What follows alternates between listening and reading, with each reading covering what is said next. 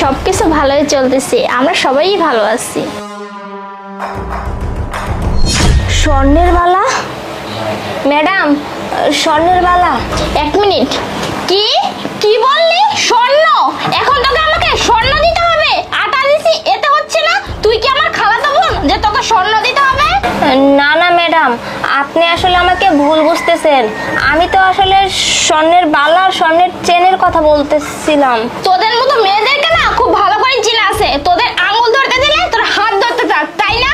আটা দিছি তাতে হচ্ছে না, তোদের এখন স্বর্ণ চাই। ছোট লোক ফকিন্নি কোথাকার, যা এখান থেকে, না হলে কিন্তু তোর নামে আমি বিচার দিব, বুঝতে পারছিস? ছোট লোক একটা।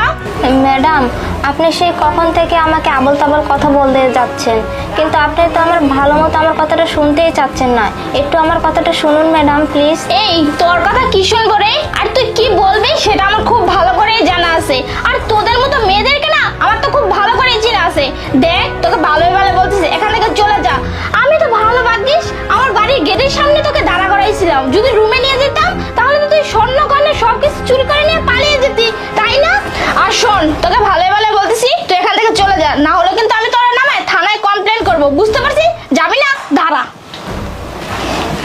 আরে শান্ত, আরে কি হয়েছে? তুমি এত চিল্লাচিল্লি করতেছো কেন? হ্যাঁ, আরে তুমি কি জানো না বাসাতে মা ঘুমাচ্ছে, মার মাথায় ব্যথা করতেছে, মা মাথা নিয়ে উঠতে পারতেছে না। তোমরা যদি বাসায় এরকম চিল্লাচিল্লি করো তাহলে মা তো ঘুমটা ভেঙে যাবে। তুমি কি কিছু বুঝো না নাকি? হ্যাঁ, আরে চিল্লাচিল্লি করবো না কি করবো? দেখো না, এই যে ছোট লোককে আটা দিছি তাতে হচ্ছে না, ওর স্বর্ণ চাই, স্বর্ণ।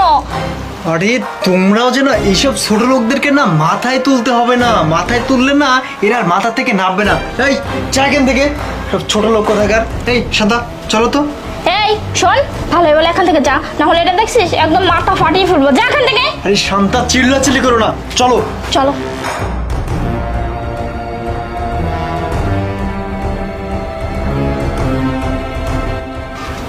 আরে ভাবি, তুমি ওই যে আটা ভিক্ষা দিচ্ছ না একটা মেয়েকে, ওই মেয়েটা মনে হয় আমাদের বাড়ি থেকে স্বর্ণের বালা আর স্বর্ণের একটা হার চুরি করে নিয়ে গেছে। আমি দেখলাম ওই মেয়েটা রাস্তায় ওগুলো দেখতে দেখতে যাচ্ছে। নয়ন, ওইসব ও চুরি করা নেই, এইসব আমি ওকে দিয়েছি সাহায্য করার জন্য। হ্যাঁ চাচা বলুন, কি বলতেছেন চাচা? এতগুলো টাকা লাগবে? চাচা, আমি জানি না, যেইভাবেই হোক আমার মাকে না বাঁচাতেই হবে। আপনি যেভাবেই পারেন আমার মাকে বাঁচান না। আমি এখন কি করব? আমি তো কিছুই বুঝতে পারতেছি না। এতগুলো টাকা, আর আমার মা যদি না বাঁচে না চাচা, তাহলে আমিও বাঁচবো না। চাচা, আপনার দুটো পায়ে ধরি চাচা, আপনি যেভাবেই হোক আমার মায়ের চিকিৎসা করুন।